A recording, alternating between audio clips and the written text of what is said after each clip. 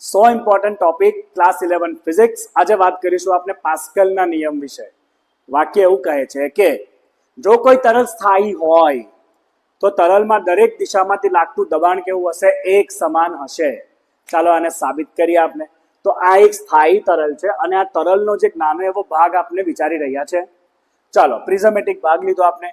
આ સરફેસ ઉપર, આ સપાટી ઉપર લાગતું બળ છે F1, આ સપાટી ઉપર લાગતું બળ છે F2 અને આ સપાટી ઉપર લાગતું બળ છે F3.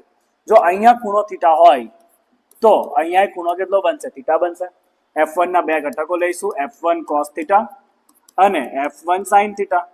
આપણે કીધું કે તરલ સ્થાયી છે. સ્થાયી મતલબ બધું સંતુલિત હોવું જોઈએ. એનો મતલબ બળ શું થવા જોઈએ? શૂન્ય થવા જોઈએ. ઓકે, ચાલો તો આપણે અગર સંતુલન સ્થિતિની વાત કરીએ તો સંતુલન આ બાજુથી શું બળ લાગે છે? F2. આ બાજુથી એને બેલેન્સ કોણ કરે છે? F1 sin theta. નીચેથી કયું બળ લાગે છે? F3. ઉપરથી એને સંતુલિત કોણ કરે છે? F1 cos theta. બરાબર. ચાલો હવે થોડું ક્ષેત્રફળ વિશે વાત કરીએ. માની લો બેટા આ સપાટીનું ક્ષેત્રફળ છે A1, આનું છે A2 અને આનું ક્ષેત્રફળ છે A3. તો થોડું ઘણું તમને ત્રિકોણ વિશે આઈડિયા હશે જ બેટા.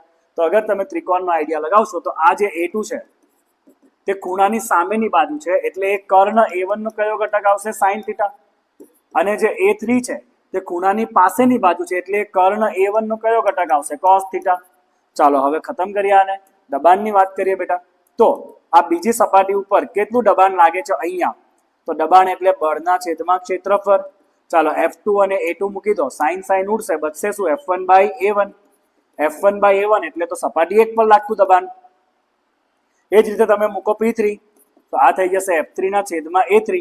F3 A3 મૂકો, cos cos ઉડશે, F1 ના છેદમાં A1 એટલે આ શું થઈ ગયું બેટા? P1 થઈ ગયું.